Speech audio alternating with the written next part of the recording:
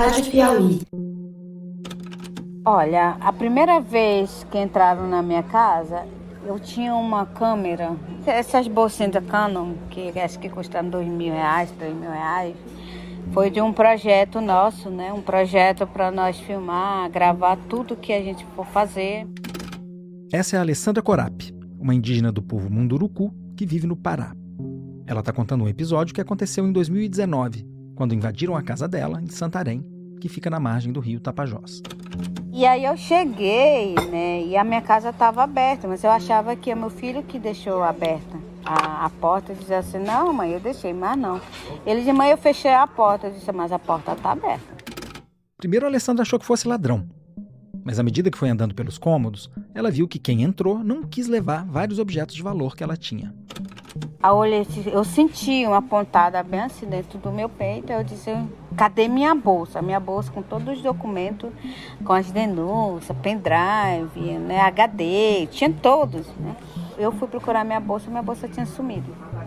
Aí eu vi dizer, esse aqui não foi só apenas um ladrão. Tinha botija, outras coisas que dá de vender e não levaram. Só levaram o cartão de memória da câmera que tiraram, a minha bolsa com todos os documentos, o que o ladrão vai fazer com a minha bolsa e a TV. Talvez despistar, não sei também, não sei por que levaram a TV, mas levaram.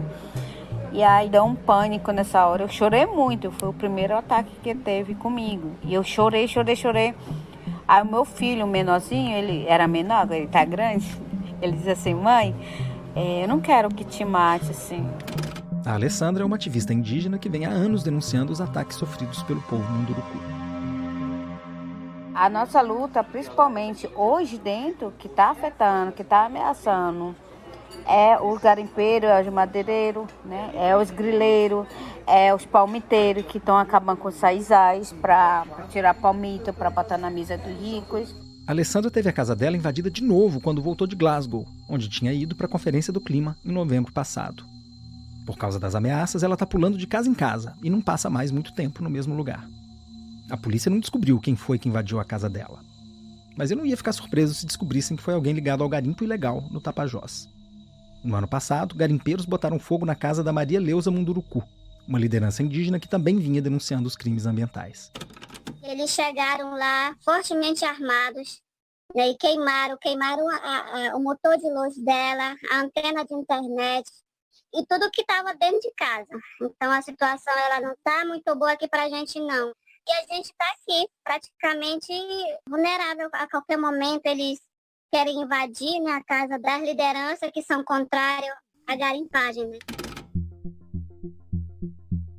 A corda está esticando na Amazônia. E os Munduruku e outros povos indígenas estão na linha de frente desse conflito.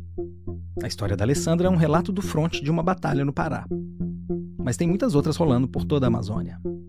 A mais recente delas resultou no assassinato do indigenista Bruno Pereira e do jornalista Dom Phillips.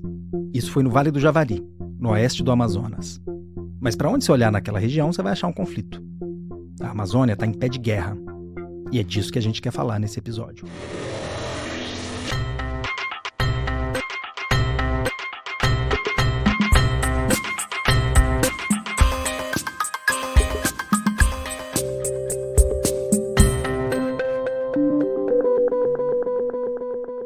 Oi, eu sou o Bernardo Esteves e está começando mais um episódio de A Terra é Redonda Mesmo, o podcast de ciência e meio ambiente da revista Piauí. A gente está produzindo essa temporada em parceria com o Instituto Talanoa.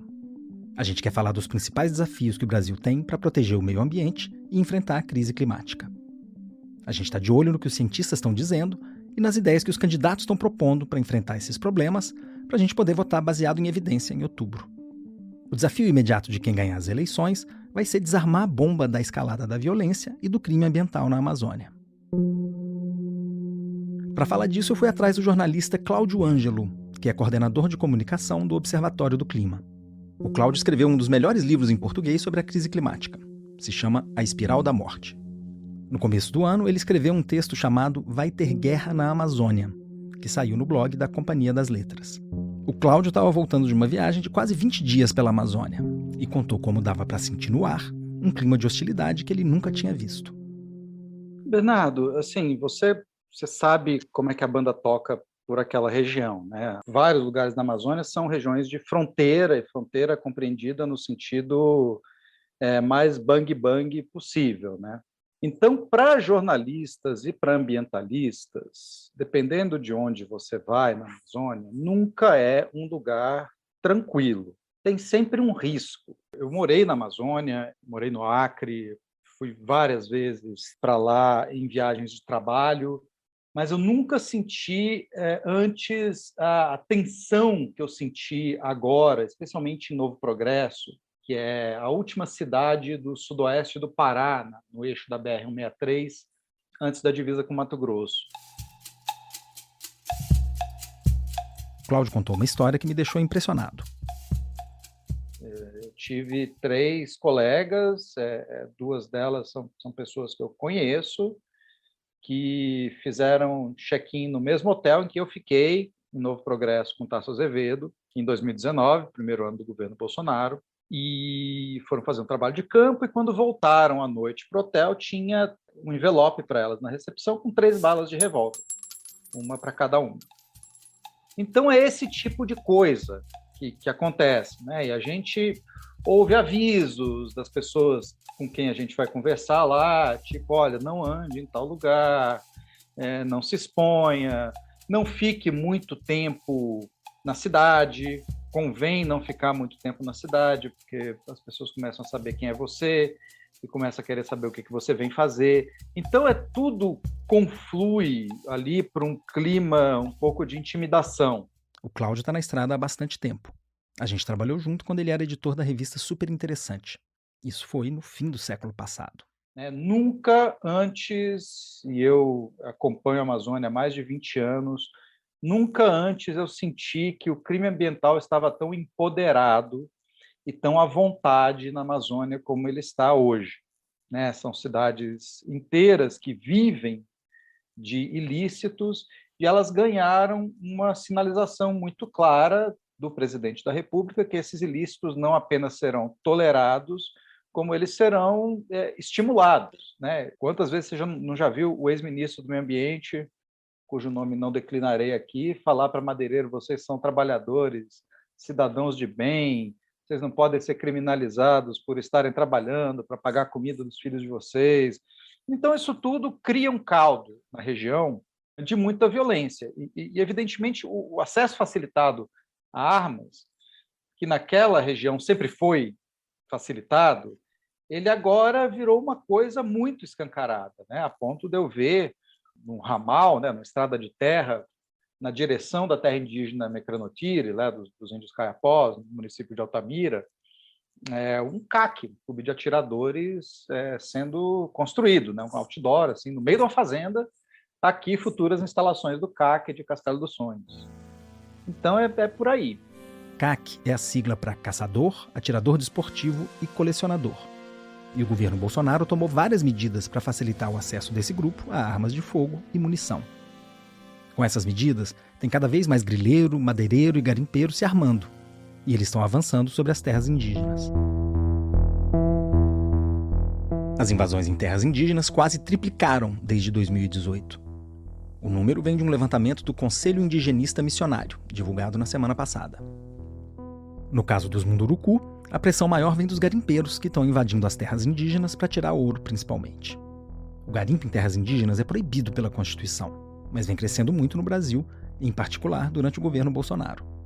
De acordo com o levantamento do MAP Biomas, a terra ocupada pelo garimpo nas terras indígenas cresceu quase 500% entre 2010 e 2020. E não é por acaso. A pauta do garimpo estava no centro da agenda do Bolsonaro. Aliás, o pai do presidente foi um dos mais de 100 mil garimpeiros que tentaram achar ouro em Serra Pelada, no Pará, nos anos 80. O próprio governo entrou para tentar exterminar os indígenas, Entrar, dividir o povo, dizer, eles mesmo que se mate. Eu vou dizer, não vou demarcar nenhum território, mas vou ter o garimpo dentro da terra indígena, todo mundo vai garimpar. Isso teve uma divisão muito grande nas terras indígenas, com os povos indígenas. O presidente não perde uma oportunidade de defender o garimpo em terras indígenas e apoiou um projeto de lei que tentou autorizar essa atividade. Nós queremos uma solução para esse caso. O Almirante Bento, que é ministro das Minas e Energia, está trabalhando nesse projeto de legalização do garimpo. não só na tua fazenda, bem como em terras indígenas. Pronto, agora comprei briga com o mundo todo. O Bolsonaro baixou decretos para flexibilizar as normas para mineração e para estimular o que ele chamou de mineração artesanal na Amazônia.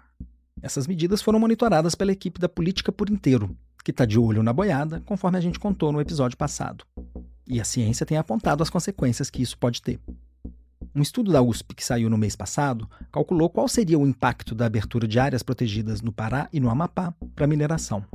A conclusão é que isso poderia levar a um desmatamento adicional de quase 8.000 quilômetros quadrados nos próximos 30 anos. Isso além do que já seria desmatado normalmente. Isso é nada menos que 1/6 das áreas protegidas consideradas nesse estudo. Mas o desmatamento está longe de ser o único impacto da mineração em terras indígenas. Quando a gente está numa roda de conversa, a gente pergunta para as crianças, o que é que o garimpo traz para nós? A gente está falando de prostituição, a gente está falando de droga, a gente está falando que mais? De invasão, aqui acaba os igarapés, as nascentes, e aí as crianças, e o lixo? Tia, não tem lixo na aldeia, não? Aí está, o garimpo traz o lixo também. Realmente traz mesmo, porque muita bebida alcoólica, garrafa, sacola, um monte de lixo, né? A gente observa que as crianças também observam o que o garimpo está trazendo para dentro do território, né? A destruição total do território. Você talvez tenha visto foto das águas turvas em Alter do Chão no começo do ano. Alter do Chão é uma praia de rio na beira do Tapajós e está entre as mais bonitas do mundo. Tem gente que chama aquela região de Caribe Amazônico. Só que a água ficou marrom em janeiro, e uma análise de imagens de satélite mostrou que era por causa da explosão do garimpo. Será que nós temos que viver a vida toda bebendo água suja? Será que nós não temos direito de beber água limpa? Será que nossos filhos, não podem ter uma água limpa? Será que nossos filhos não podem comer uma caça, o peixe que está contaminado pelo mercúrio? O mercúrio é um dos maiores problemas do garimpo de ouro. Ele é usado para separar o metal precioso dos outros sedimentos. Parte dele é lançado nas águas e parte volta com as chuvas depois de evaporar. Em contato com bactérias na água, o mercúrio passa por uma transformação e vira um composto tóxico, o metilmercúrio. Esse composto é absorvido pelos plânctons, que é comido pelos peixes, e acaba contaminando toda a cadeia alimentar.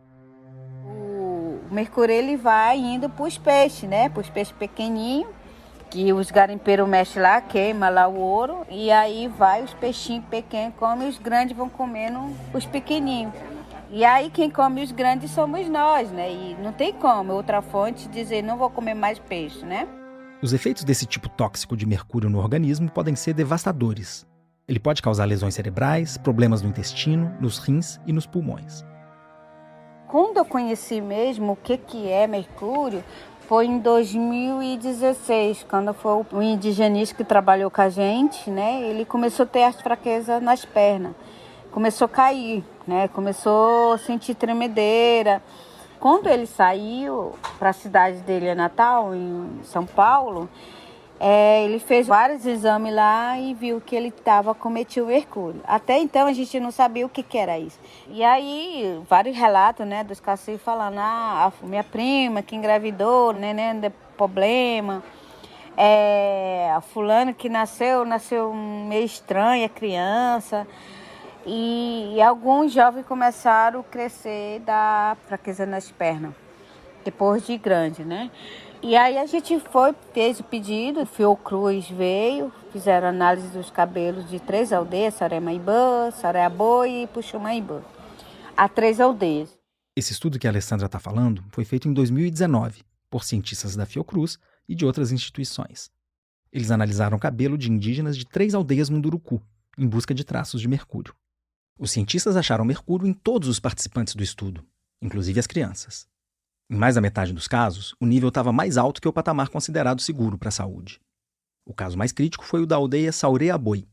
Lá, quase 9 em cada 10 pessoas estavam contaminadas. A gente está falando de saúde, né? Saúde pública, que não está afetando só a população indígena, mas sem ribeirinha, até mesmo quem está na cidade, que consome peixe, ele também está sendo afetado pelo mercúrio.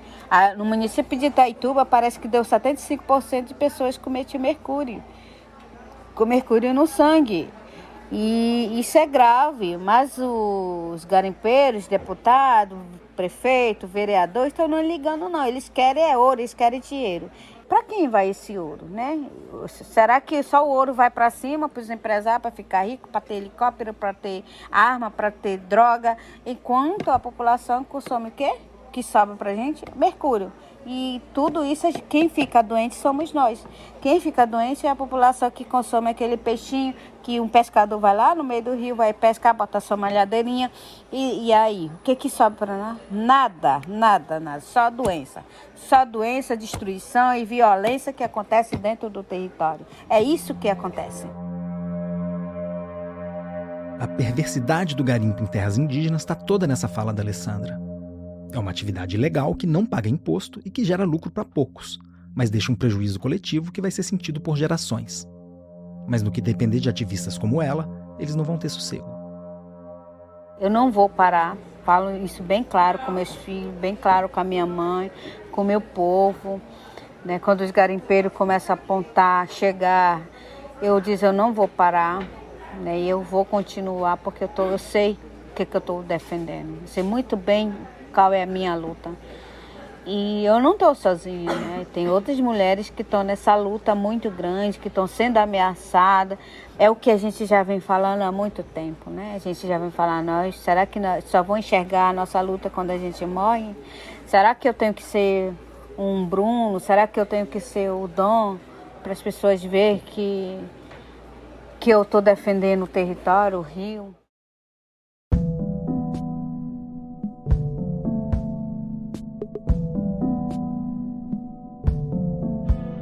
Quero aproveitar que a Alessandra falou no caso do Bruno e Dom para explorar um outro aspecto da guerra que está rolando na Amazônia. Se no caso dos Munduruku o garimpo é que representa a ameaça mais visível, no Vale do Javari a pesca ilegal é que é o crime ambiental mais presente. Os suspeitos de matar Bruno e Dom estão envolvidos justamente com a pesca ilegal. Mas se fosse só isso, seria tudo bem mais fácil. Porque assim, a gente faz fronteira com o Peru e a Colômbia. Né? Uma grande parte do território na nossa fronteira norte, ela é um lado Brasil e o outro lado do rio Javari é Peru, né? Numa área onde é considerada como uma das principais rotas do narcotráfico internacional. Esse é o Beto Marubo, um indígena do povo Marubo que vive no Vale do Javari. Esses crimes transnacionais, eles vêm adentrando em algumas atividades que já aconteciam, só que elas têm se intensificado de maneira assim muito colossal. Para você ter uma ideia, a cada mês, a cada semana, né, são retiradas toneladas de carne de caça e pescado, que são peixes nobres, né, o pirarucu, o tambaqui, a pirapitinga, né, lá na nossa região são peixes nobres, né, com bastante valor agregado. Então vem sendo consociado aos chamados crimes transnacionais, né? E aí o modus operandi desses crimes, né, sobretudo o narcotráfico, é outro.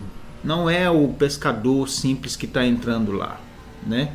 É um pescador que está entrando com barcos de 100 mil reais, com motores de 250 mil reais, né? Com uma estrutura que antes não existia, né? Então, ao que tudo indica, algo consociado com os crimes transnacionais, né? No momento que, infelizmente, as instituições do Estado brasileiro estão totalmente desestruturadas. O Beto chamou a atenção para uma novidade no cenário da Amazônia nos últimos tempos. A presença forte do crime organizado, envolvido com os ilícitos ambientais que sempre foram praticados naquela região. Nós ficamos muito assustados quando a gente viu grandes quantidades de invasores chegando no interior do Vale do Javari. Região como, por exemplo, no alto rio Ituí, né? No médio rio Ituí, que é uma região longínqua, né? E para chegar a essas regiões você tem que ter todo um custo de logística extremamente caro, entende? A gente vendo o valor da gasolina que está agora, né? Imagina, o cara tem que gastar 200, 300, 400, 500 litros de gasolina para chegar nesses locais, entende? Então havia toda uma estrutura financeira e organizada, existe, né? Não havia, ainda existe essa estrutura atuando no Vale do Javari. Isso nos preocupou. Quando eu conversei com o Beto, ele ainda estava de luto pelo Bruno Pereira, que ele considera um irmão de mato, e também pelo Dom Phillips. Os dois tinham sido assassinados fazia pouco mais de um mês. Mas é importante lembrar que Bruno Pereira não foi o primeiro indigenista da FUNAI morto nos últimos anos. Antes dele, teve o Maxiel Pereira dos Santos, assassinado em 2019. O Maxiel era um aprendiz, de uma certa forma, meu e do Bruno, porque nós convocamos ele, nós demos a oportunidade para que ele exercesse a função na FUNAI, né? Então, ele passou a ser uma pessoa muito ligada a mim e ao Bruno, né? Porque nós na época éramos superiores dele, mas automaticamente ele se tornou amigo, né? Amigo, confidente. E ele foi também, assim como o Bruno, covardemente assassinado na cidade de Tabatinga, né? É um crime que, do nosso ponto de vista, é mais ou menos o consecutivo que ocasionou a morte do Bruno também, do Bruno e do Dom Philip, né? Como as autoridades não tomaram nenhuma providência, não demonstraram nenhum interesse para investigar, solucionar e apresentar não somente para as famílias, como para a sociedade brasileira, sociedade regional, os criminosos se sentiram empoderados de cometer outros crimes, né? Um contexto onde há um aval oficial para que isso aconteça em regiões como a Amazônia, né? Isso tem se tornado motivos do aumento da violência. O Beto estava impressionado com o descaramento dos criminosos e estava preocupado com o risco corrido pelos povos indígenas isolados que vivem no Vale do Javari. Se eles matam pessoas conhecidas, né? Por que eles não vão matar os isolados lá no meio do mato, onde ninguém acessa? Só eles. A lógica é essa, entende? Então eles podem sim estarem vulneráveis sim, nesse momento. A FUNAI, o Estado brasileiro, ele abdicou totalmente da sua responsabilidade. Então lá está um faroeste. E não parou ainda. Apesar da morte do meu amigo Bruno, do meu amigo Dom Philip, né? Não mudou nada. A situação permanece a mesma. O Beto não é o único a enxergar um estímulo do governo a essas invasões. Com os discursos contra a fiscalização ambiental e a favor do garimpo em terras indígenas, o Bolsonaro está jogando gasolina nessa fogueira. Eu quis falar disso com a Nathalie Unterstel, do Instituto Talanoa. Há anos, a Nathalie é fonte para as matérias que eu escrevo sobre clima e meio ambiente. E ela vai conversar conosco durante toda essa temporada. Nathalie, em que medida você acha que a gente pode associar de alguma maneira o assassinato de Bruno e Dom à política indigenista do governo Bolsonaro? Bernardo, eu acho que a gente não só deve associar, como a gente deve perceber que tem uma relação causal. O fato da gente não ter mais uma política de fiscalização, né, de fazer cumprir as leis, a Constituição brasileira, na sua dimensão dos direitos indígenas, dos direitos ambientais, faz com que na floresta, né, a gente veja violência, a gente veja desmatamento, né? E aqui, para dar uma ideia da gravidade disso, hoje, se a Amazônia fosse um país, ela seria o país com a 4ª maior taxa de homicídios do mundo. Uau. Só atrás de El Salvador, Venezuela e Honduras. Tá? Essa é uma realidade de agora. E o fato que a gente vem chamando a atenção, né, sempre aqui, é que a liderança presidencial é muito importante. A gente viu isso na pandemia, né? Quando o presidente fala que não vai se vacinar, o que acontece? Muita gente não vai se vacinar. A mesma coisa aqui com relação à política indigenista e ambiental, né?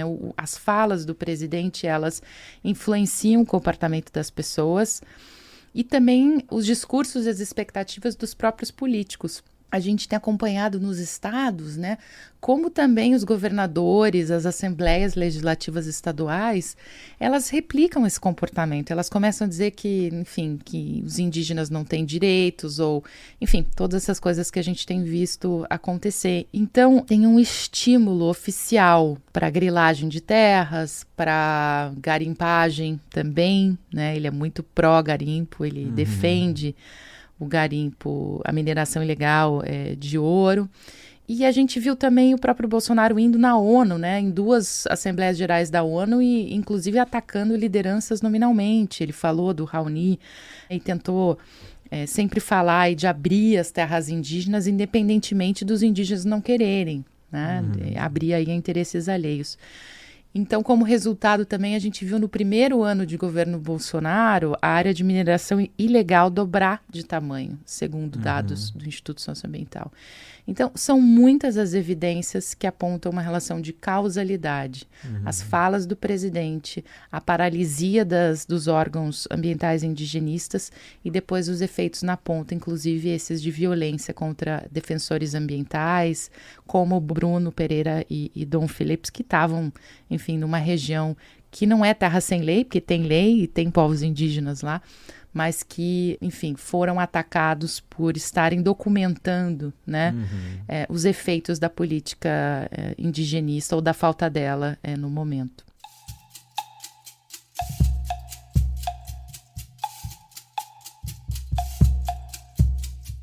Uma coisa que tem em comum nos relatos que a gente ouviu da Alessandra Corap e do Beto Marubo é que os invasores das terras indígenas estão muito bem equipados.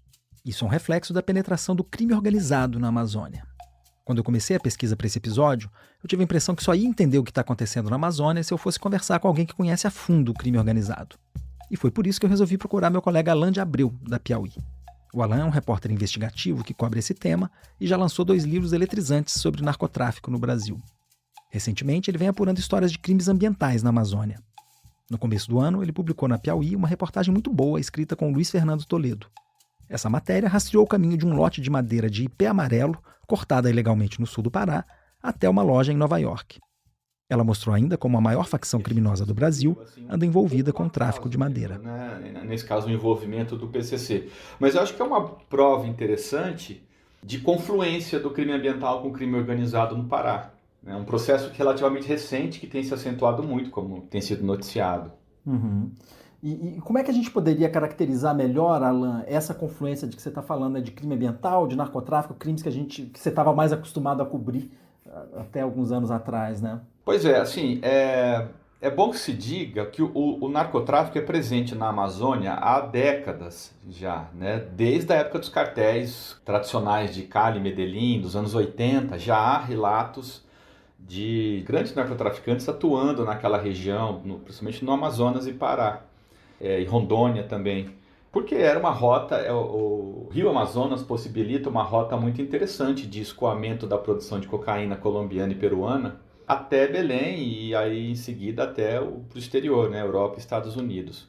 Agora, a entrada das facções criminosas a partir da década passada, dos anos 2010, o avanço dessas facções pelo norte e a criação de facções originárias mesmo da região norte, como a Família do Norte, muda o panorama, porque leva muita violência, né, para aquela região. Hoje, se não me falha a memória, é a região com o maior índice de mortes violentas intencionais do país.